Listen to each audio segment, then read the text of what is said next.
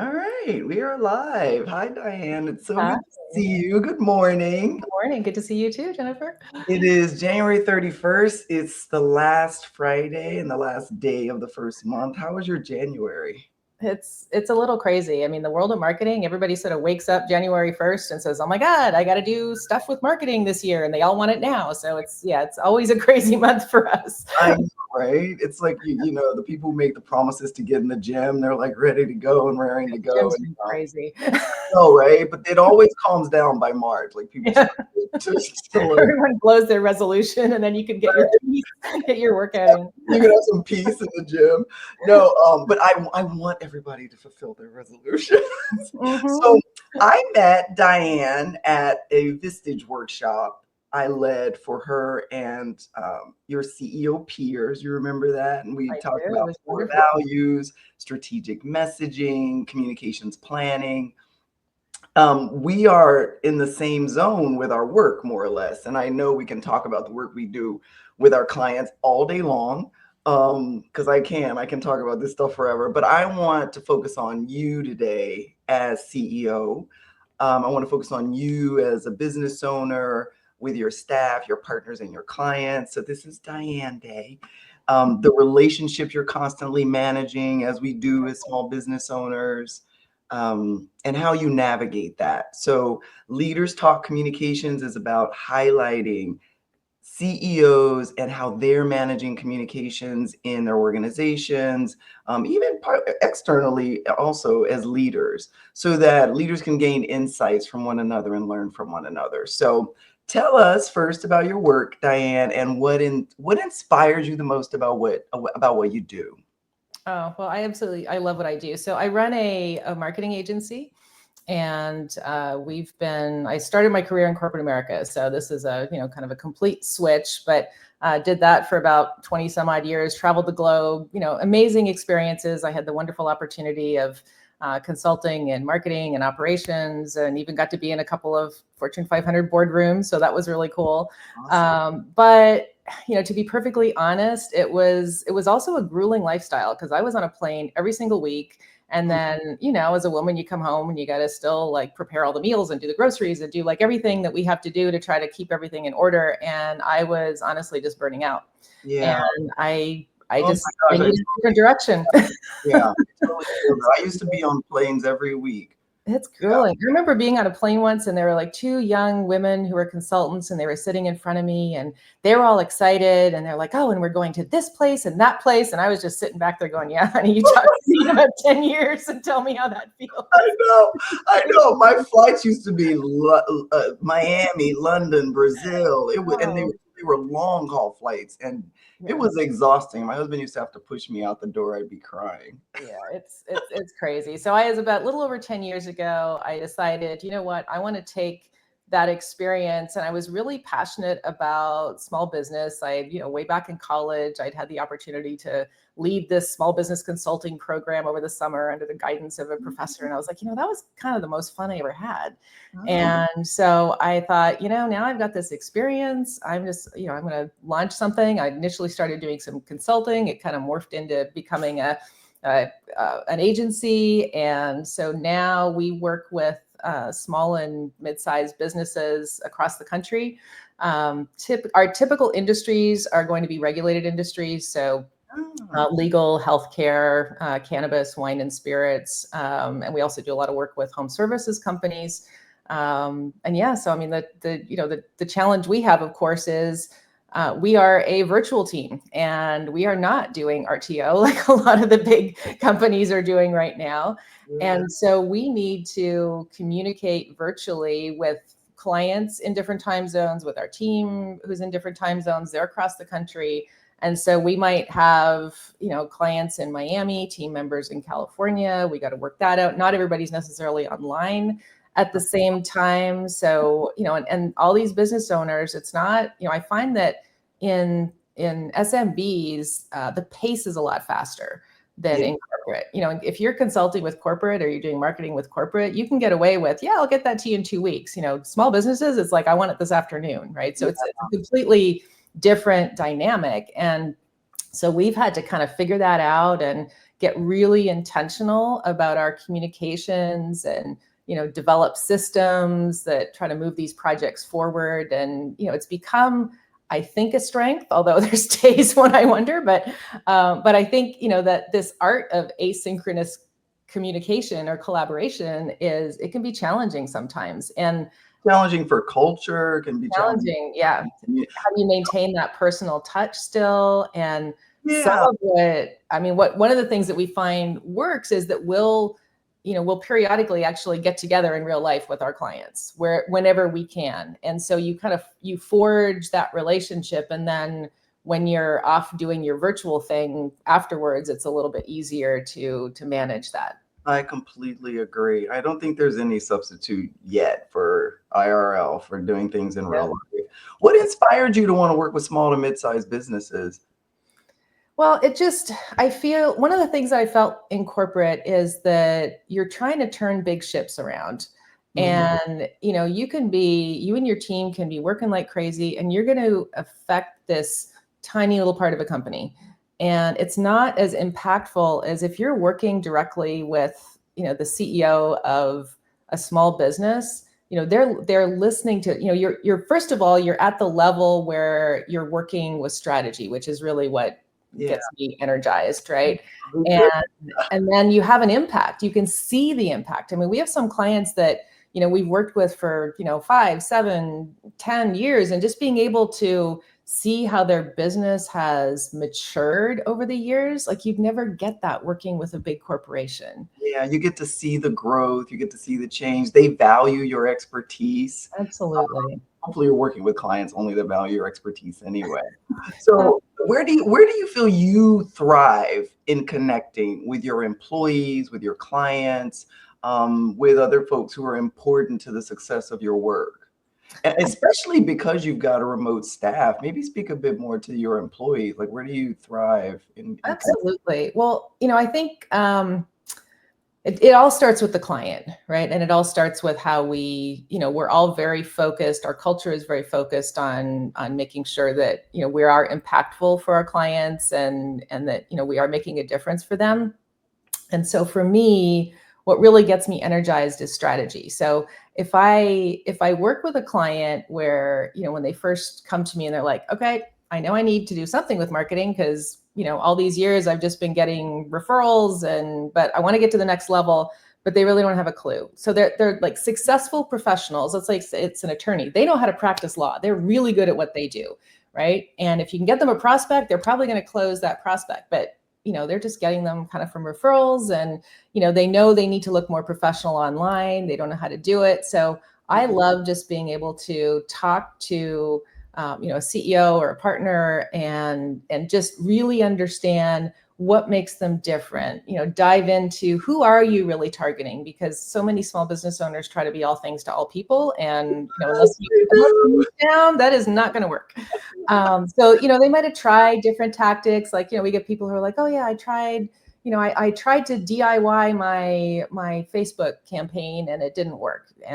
Or they've hired a couple of freelancers, and so what energizes me is just helping to sort through all the noise and provide them with clarity. And I love, when you have these conversations and just being able to, understand the aspects that would make up their story. And then you kind of pitch it back to them in a way where you sort of see the lights go on, like, wow, yeah, that really is me. That's what we do. And then, so from the team perspective, I love it when then I get to watch my team bring that strategy to life, either creatively or through growth tactics. It's just so rewarding. And, like when there's times when I get to watch my team grow and take on new responsibilities, and I'll sit back in a meeting and I'll watch someone just kind of do their thing. And, when I get to be their cheerleader, that to me is the best day ever. Yeah. So you thrive also in empowering them. Yes. I love it. Thank you. Tell me about let's talk about challenges now. I love asking people about their challenges. Like, what's your number one, the biggest communications challenge that you faced in your business, and how did you address it? Well, I don't know if I'd call this a challenge per se. I guess it is a challenge, but I'm trying to be more conscious of my choice of language to make sure I'm being inclusive. And, I mean, I started my career in tech 30 years ago, and the glass ceiling back then was pretty solid. And so I literally learned to act like a guy in order to be taken seriously. But that clearly doesn't work today. And I'm really glad that it doesn't work. But it's taking a conscious effort on my part to adjust my communication style. So I remember reading an article about a teacher, or I think it was a study that had been done about language choice in classrooms. And this one really hit home with me. And I'll tell you why in a moment. So the teacher was saying that this was a math teacher, and that the boys in the class were participating more than the girls. And it turns out that the teacher was asking a question and saying, do any of you guys know the answer? Well, the girls, being very black and white, didn't think of themselves as guys, so they wouldn't raise their hands, and the boys would. And as you know, I have a daughter who's studying engineering, so I am very, very conscious to the gender bias in STEM. Yeah. And it's still a huge issue, but for my entire career, I called everyone guys. And so now I'm trying to really make a conscious effort that I will call, if I'm in a group of men, I'll say guys, but if I'm in a mixed group, I'll try to say you all. And I haven't quite shortened it to the Southern y'all, but maybe I'll get there. I don't know. I'm big on y'all because I grew up in Texas, so we like y'all in Texas. That's so wonderful. There is this amazing woman I met at a conference who works in accessibility marketing, and I have a group called Strategic Communicators Collective. It's a group of mid to senior level communications leaders, both in-house and external. Some of them have their own agencies. They're at big companies. And Megan Van Harten is her name. And she did a presentation for us on accessibility marketing. It would be, if you're interested in that work, I'll share it with you. But yeah, language is like one of the areas, but it's a huge one, right? And that's so interesting because you always hear about girls being intimidated in classrooms. And particularly in STEM fields. And I'd never heard about this study where the teacher was saying you guys and how that it discouraged girls from speaking up.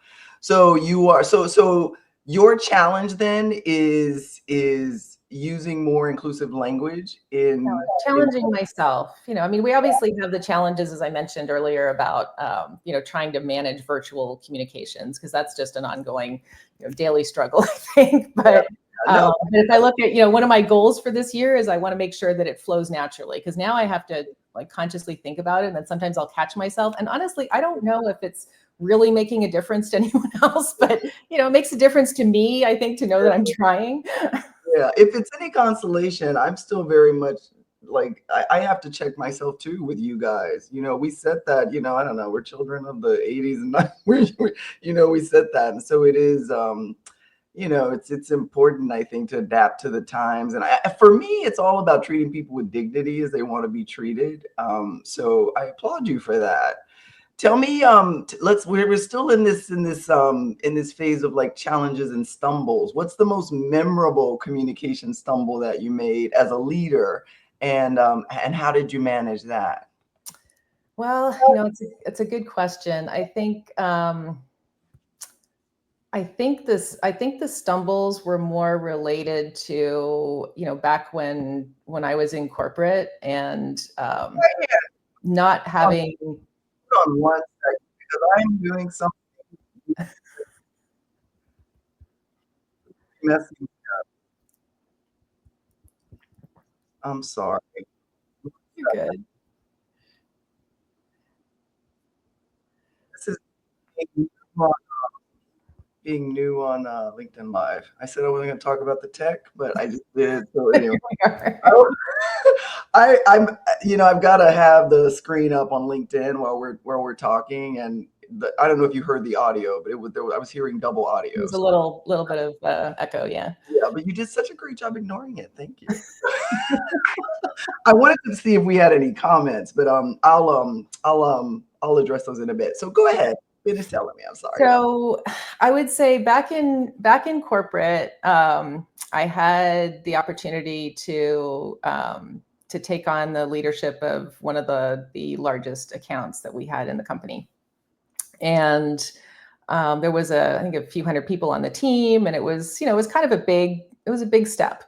Um, and at one point, I did have the opportunity to meet our CEO, and I brought him into the account. It was great, and then we were having some issues with the client. There were just some political changes happening. We'll put it that way, and so I wanted to make sure that our company looked good in front of the client, and we were doing everything that we could, because I've always been very passionate about client service.